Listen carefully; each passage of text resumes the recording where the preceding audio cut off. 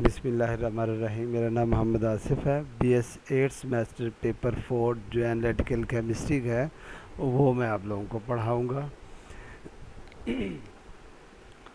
Paper 6 में कौन कौन सा जो है उसमें सिलेबस इंक्लूडेड है वो कुछ इस तरह से है कि इसमें बेसिकली जो मैथ स्पेक्ट्रोस्कोपी की कुछ स्पेशल टॉपिक्स हैं जो इसमें इंक्लूडेड हैं।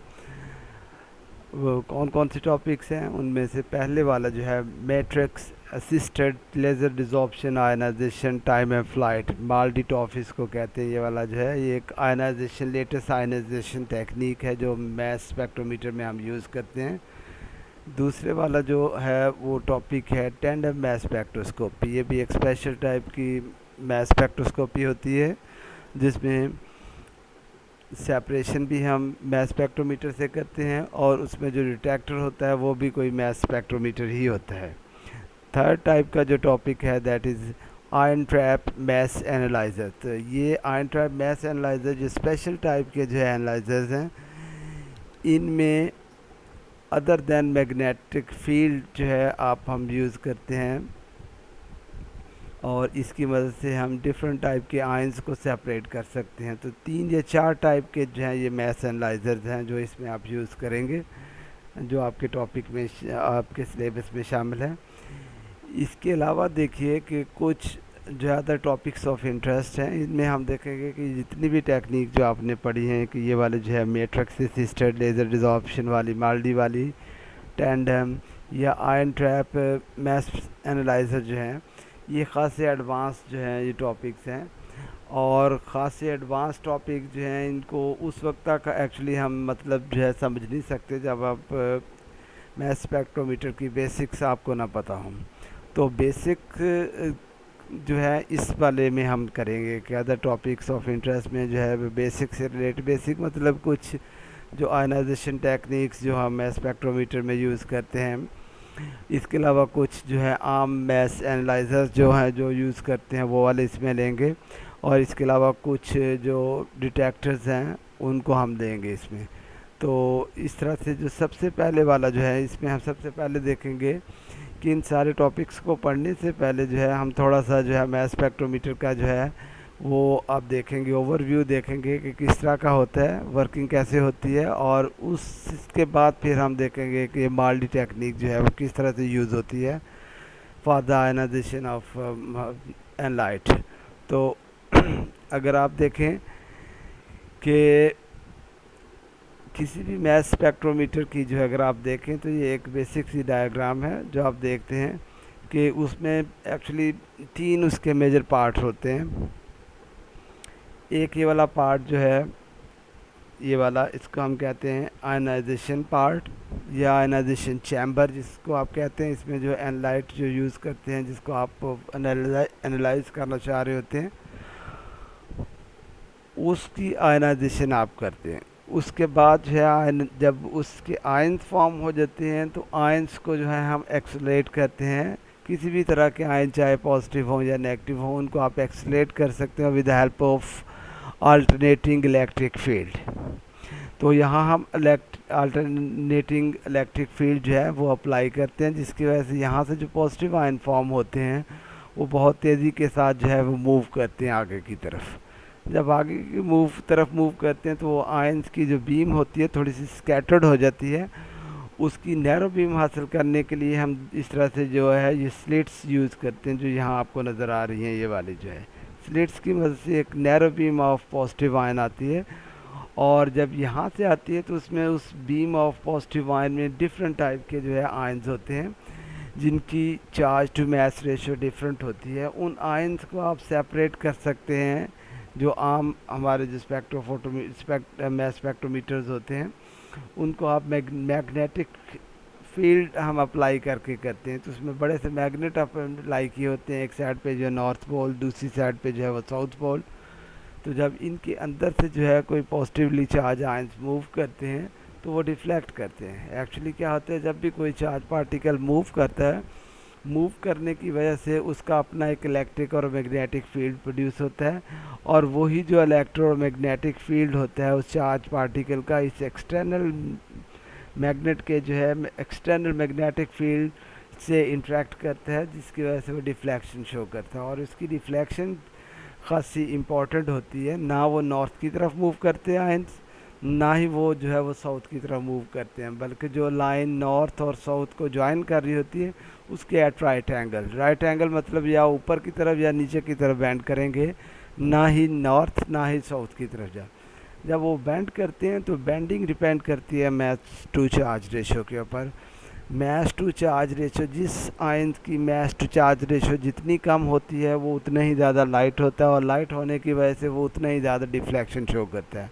मतलब अगर आप देखिए यहाँ ये वाली जो लाइन है, ये वाली वो उस आयन की है जिसकी मास टू चार्ज रेशो सबसे कम है। इस तरह से ये वाली जो ऊपर वाली सबसे वाली है, इसकी मास टू चार्ज रेशो सबसे ज़्यादा होती है।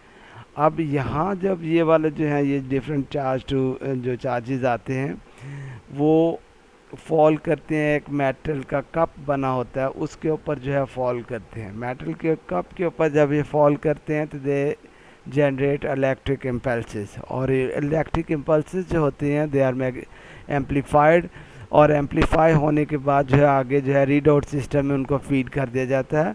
और रीड आउट सिस्टम नॉर्मली जो है यही कंप्यूटर होता है।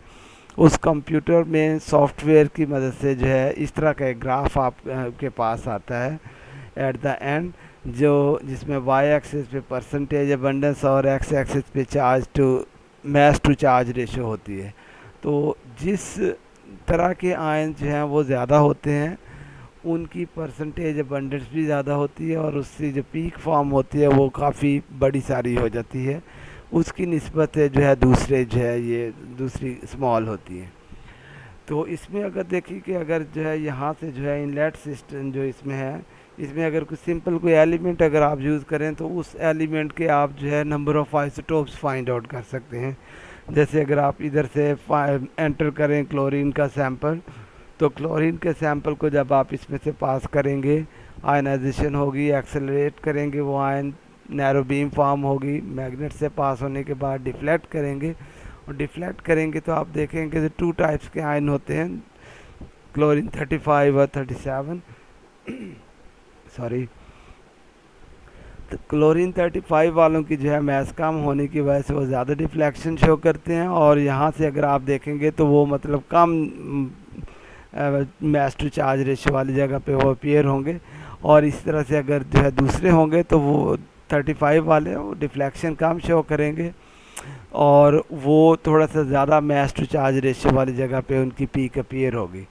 तो उनमें परसेंटेज अबंडेंस जिसकी ज़्यादा होगी, जैसे क्लोरीन 35-75% तक होता है तो उसकी पीक की हाइट ज़्यादा, और 37 वाला जो है वो 25% उसकी पीक होती है, परसेंटेज होती है, तो उसकी पीक ज़रा हाइट कम होती है। तो उन दोनों के जो है परसेंटेज इस कम्बिनेशन को आप उनकी मदद से आप उनकी average relative atomic mass find out कर सकते हैं। फार्मूला हम यूज़ करते हैं कि एक आइसोटोप की mass into its percentage abundance plus second isotope की mass into its percentage abundance. इस तरह से अगर 2-3 और भी हैं सबको ऐसे करते जाएंगे और एट द एंड 100 से डिवाइड कर देंगे तो आपके पास जो है ना उसकी एवरेज रिलेटिव एटॉमिक मास आती है। इस तरह से किसी कंपाउंड को भी यहाँ से जो है आप एंटर करके उसका एनालिसिस कर सकते हैं, डिफरेंट टाइप के एनालिसिस कर सकते हैं। उनमें जो एक जो सबसे मतलब बेसिक कह सकते हैं कि किसी भी कंपाउंड की आप मॉलिक्यूलर मास फाइंड आउट कर सकते हैं, तो उसका भी जो स्पेक्ट्रा आएगा इसी तरह से आएगा। तो इसमें जो सबसे एंड वाली पीक, ऐसी पीक जिसकी M2 charge to mass ratio सबसे कम होगी, वो जो है उसकी मास को तकरीबन शो करेगी। मोस्टली वो उसकी मास के बराबर होती है, एक नंबर कम होता है, -1 वाली हो सकती है। तो इन जनरल वो उसकी जो मास होती है वो उसकी मोलर मास के बराबर होती है। ठीक है। अब इसके बाद जो है आप देखें कि यहाँ से जो है ये इसकी एक फ्लोशीट डायग्राम है कि सैंपल को आप जो है इनलेट सिस्टम से जो है एंटर करते हैं आयनाइजेशन चैम्बर में जहाँ आयंस बनते हैं, और वो आयन जब बनते हैं तो उन आयंस को हम एक्सेलरेट करते हैं। एक्सेलरेट करने के बाद वही आयन जो है मास एनालाइजर में जाते हैं, और मास एनालाइजर जो है उनको डिफरेंट मैसेज की बेस पे सेपरेट करता है, और वही जो आयंस हैं वो आयन कलेक्टर पे जब फॉल करते हैं तो वो सिग्नल जनरेट करते हैं जिसको एम्पलीफाई करके रिकॉर्ड किया जाता है किसी कंप्यूटर सिस्टम में, जो उसके फीडबैक से जो है उसका ग्राफ प्लॉट कर देता है, और जिसकी वजह से हम जो है उस कंपाउंड, उस सैंपल के बारे में जो है काफ़ी सारी चीज़ें जान सकते हैं।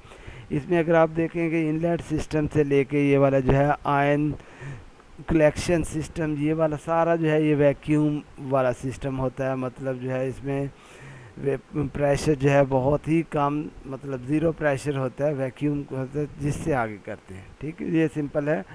अब इसमें अगर आप देखें कि यहाँ से जो आपने देखा था एक डायग्राम पहले वाली, सॉरी ये वाली, यहाँ से ये जो इनलेट सिस्टम है जहाँ से सैंपल को हम एंटर करते हैं, ये डिफरेंट टाइप का हो सकते हैं, डिपेंड करते हैं कि किस किस्म का जो है हमारा एनालाइट है। हमारा एनालाइट जो है वो डिफरेंट टाइप के हो सकते हैं। उनमें एक तरह के एनालाइट जो होते हैं they may be gases at room temperature और they may B volatile liquids. तो उनके लिए जो है सच आपको कोई ख़ास किस्म की अरेंजमेंट नहीं करनी पड़ती, जस्ट उनको हम एंटर कर देते हैं। उस वाली को इनलेट को हम कहते हैं कोल्ड इनलेट सिस्टम। मतलब इसका टेम्परेचर जो है स्पेक्ट्रोफोटोमीटर के दूसरे पार्ट जितना ही होता है, मतलब उससे डिफरेंट नहीं होता, उसको हम कहते हैं। दूसरी तरह के जो होते हैं उस तरह की इनलेट को हम कहते हैं heated inlet system. Heated inlet system जो है वो नॉर्मली यूज़ किया जाता है for less volatile liquids. Less volatile होने की वजह से उसमें उनका बॉइलिंग पॉइंट थोड़ा सा ज़्यादा होता है, और बेसिकली क्या होता है कि जो सैंपल जब आप आयनाइजेशन चैम्बर में उसको फीड करते हैं तो वो गैस की फॉर्म में होना ज़रूरी है। तो गैसियस फॉर्म में लाने के लिए जो है लेस वॉलेटाइल लिक्विड्स को आप हीटेड इनलेट सिस्टम से पास करते हैं। मतलब इसमें से जब आप पास करते हैं तो इस इनलेट का टेम्परेचर तकरीबन जो है 350 के करीब होता है। तो जिस पे जितने भी लेस वॉलेटाइल लिक्विड्स होते हैं वो सारे के सारे वेपर्स में चेंज हो जाते हैं, और वेपर में चेंज होने के बाद जो है उनको आप एनालाइज करते हैं। ठीक है, इसके अलावा देखिए तीसरी तरह की होती है कि direct insertion port. Direct insertion port जो है उस तरह के लिक्विड्स के लिए, उस तरह के एनालाइट्स के लिए यूज़ की जाती है जिसमें ये वाला हमें ख़तरा हो कि ये वाला जो है डिकम्पोज ना हो जाए, ये वाले जो है हीट सेंसिटिव मतलब ना हो, उस तरह के लिए हम कहते हैं ये वाले डायरेक्ट इंसर्शन प्रोब जो है ये यूज़ करते हैं। इस वाले में क्या करते हैं कि उस सब्सटेंस का, उस एनालाइट का जो है किसी सूटेबल सॉल्वेंट में जो है हम सॉल्यूशन फॉर्म करते हैं। सॉल्यूशन फॉर्म करने के बाद जो है एक सिरेमिक की रॉड जो होती है उसको आप उसमें डिप करते हैं, और डिप करने के बाद जो उसको बाहर निकाल के एवेपोरेट कर लेते हैं। एवेपोरेट करने से सॉल्वेंट जो है एवेपोरेट कर जाता है, और बाकी जो है उसके ऊपर even distribution of heat sensitive analyte जो है उसके ऊपर डिपॉजिट हो जाता है। तो इस तरह के केसेस के लिए एक स्पेशल टाइप के आयनाइजेशन चैम्बर में एक जगह बनी होती है जहां आप जो है ये सिरेमिक रॉड्स को उसमें रख सकते हैं। वो सिरेमिक रॉड से जो है इस लिक्विड के इस हीट सेंसिटिव मटेरियल के जो है वेपर्स फॉर्म होते हैं, और वो वेपर जो फॉर्म भी होते हैं कहाँ होते हैं, आयनाइजेशन चैम्बर के अंदर ही होते हैं। तो वहाँ से वो डायरेक्ट ही वो यूज़ हो जाते हैं। तो ये उनके लिए यूज़ की जाती है कि जब आपके पास जो है वो एनालाइट जो है हीट सेंसिटिव हो, उसका ख़तरा हो कि वो कहीं डिकम्पोज ना हो जाए before entering in ionisation chamber. एक चीज़ याद रखिएगा कि चाहे आप जो है कोल्ड, हीटेड या डायरेक्ट इंसर्शन प्रोब यूज़ करें, जो आपने सैंपल यूज़ करना होता है वो बहुत ही कम जो है मतलब उसकी अमाउंट होनी चाहिए। अगर जितनी ज़्यादा अगर उसकी अमाउंट आयनाइजेशन चैम्बर में होगी, आयनाइजेशन उतनी ही कम होती है, मतलब डिफ़िकल्ट होती है, जिसकी वजह से क्या होता है कि उसका वेपर, उसका प्रेशर आप बहुत ही कम करते हैं। कम रखने की वजह से उसकी आयनाइजेशन बहुत ही अच्छे तरीके से होती है, और ज़्यादा आयन बनते हैं। ज़्यादा आयन बनने की वजह से जो है अच्छा उसकी आउटपुट अच्छी होती है, उसका जो है ग्राफ जो हमारे पास आता है वो बहुत ही अच्छा होता है। ठीक है, तो ये वाले वो केसेस हैं जो अब आप यूज़ कर सकते हैं डिफरेंट टाइप के एनालाइट्स के लिए। उसके डिपेंड करता है कि वो वोलेटाइल हैं, नॉन वोलेटाइल हैं, या मतलब हीट सेंसिटिव हैं। इस तरह से देखिए कि कुछ केसेस में जो है हम ये मैस स्पेक्ट्रोमीटर को एज ए डिटेक्टर के तौर पे भी यूज़ कर सकते हैं। मैस डिटेक्टर किस तरह से यूज़ करते हैं, गैस क्रोमेटोग्राफी में जो है आप डायरेक्टली इसको आप यूज़ कर सकते हैं एज ए डिटेक्टर। गैस में जब आप यूज़ करते हैं तो उसमें देखिए कि जो कॉलम से गैस क्रोमेटोग्राफी के जो कॉलम आप यूज़ करते हैं, उन कॉलम से जो गैस निकलती है उसमें मतलब जब वो सेपरेशन होती है तो एनालाइट जो है वो बाहर आते हैं। एनालाइट के साथ साथ जो है आप जो गैसेस होती हैं वो भी होती हैं। एक्चुअली जो गैस यूज़ हो रही होती है वो एज ए मोबाइल फेस के तौर पे यूज़ होती है। उस मोबाइल फेस वाली गैस को हम जो है दूसरों से लैदा करना ज़रूरी होता है। तो इसमें जो नॉर्मली जो गैसेस आप यूज़ करते हैं एज ए मोबाइल फेस, वो हाइड्रोजन और हीलियम होती है। किस वजह से कि ये बहुत ज़्यादा इनर्ट गैसेस होती हैं, इनको जो है आप यूज़ करते हैं। अब इसमें क्या होता है कि इसमें प्रॉब्लम ये वाला होता है कि जब आप ये वाला यूज़ करें तो अगर तो आप इस गैसेस को अगर आप एनालाइट से जिसका आप एनालिसिस करना चाह रहे हैं उनके साथ जाएं तो इसके भी आप पीक्स आ जाएंगी एट द एंड, जो आपके पास जो आता है आउटपुट। तो उस चीज़ को अवॉइड करने के लिए इससे यहाँ से जो है जो एंट्रेंस है ये वाले आयनाइजेशन चैम्बर की, इसमें एंटर होने से पहले जो है इस तरह का हम एक पोरस ट्यूब जो है वो वाली होती है यूज़ करते हैं कि यहाँ से जो है कॉलम से जो गैसेस आ रही होती हैं वो यहाँ से एंटर होती हैं और एक पोरस ट्यूब के ज़रिए जो है वो मूव करती हुई आगे जाती हैं। ये पोरस ट्यूब जो है एक वैक्यूम वाले चैम्बर में हमने रखी होती है और इस पोरस ट्यूब में आप देखें कि एंट्रेंस के पास या और एग्ज़िट के पास जो है ट्यूब्स है उसकी बोर काफ़ी नैरो होता है। उसकी वजह से क्या होता है इसका फंक्शन ये वाला होता है कि यहाँ से जो आपके पास जो गैसेस आ रही हैं वो थोड़ा ज़्यादा देर तक इस वाली जगह पे रहें, इन दोनों कॉन्ट्रैक्शंस के दरमियान ज़्यादा देर रहने की वजह से क्या होता है कि हाइड्रोजन और हीलियम गैसेस जो हैं वो स्मॉल मॉलिक्यूल्स होते हैं, उनके मॉलिक्यूलर साइज़ उनका बहुत ज़्यादा स्मॉल होता है। स्मॉल होने की वजह से इन पोर से जो है बाहर की तरह डिफ्यूज़ आउट हो जाती हैं और यहाँ से वैक्यूम पंप लगा होता है जिसकी वजह से जो वो गैसेस जो हैं वो बाहर आती हैं। तो यहाँ से जब एंटर होती हैं तो उसमें जो है एनालाइट प्लस हाइड्रोजन गैस होती है, लेकिन जब यहाँ से इस तक जाती हैं दूसरी कॉन्ट्रैक्शन तक जाती हैं तो उसमें जो जो गैसेस हैं जो आप मोबाइल फेस के तौर पे यूज़ करते हैं वो सारी गैसेज हैं वो निकल जाती हैं। सिर्फ यहाँ से फिर आपके पास जो एनालाइट होता है वही आगे जो आयनाइजेशन चैम्बर में जाता है और आगे सारा प्रोसेस जो हमने पहले शुरू में डिस्कस किया वैसे होता है। तो ये पहले वाला जो है एक टाइप है सेपरेटर है जो आप यूज़ करते हैं उस वक्त जब आप मैस स्पेक्ट्रोमीटर को एज ए डिटेक्टर के तौर पे यूज़ करते हैं गैस क्रोमेटोग्राफी में। ये एक्चुअली एक हैफनेटेड टेक्निक्स हैं गैस क्रोमेटोग्राफी में आप यूज़ कर सकते हैं। ये वाला मैस स्पेक्ट्रोमीटर को एज ए डिटेक्टर इस तरह से लिक्विड क्रोमेटोग्राफी में भी यूज़ कर सकते हैं। ये पेपर 4 में आप लोग जो है ये पढ़ेंगे, ये मैडम अनीस आपको पढ़ाएंगी। तो ये पहले वाला है। दूसरे वाला देखिए इसमें सेकंड टाइप के जो सेपरेटर है उसमें ग्लास जेट यूज़ किया जाता है और उस ग्लास जेट की मदद से आप जो करते हैं उसमें भी देखिए कि इस तरह का उसका एक जनरल सी डायग्राम है। एक चैम्बर सा होता है, ये इनलेट है इस साइड से जहाँ से जो है ये कॉलम जो जीसी वाला कॉलम है वहाँ से जो है ये एफ्लुएंट आ रहे हैं।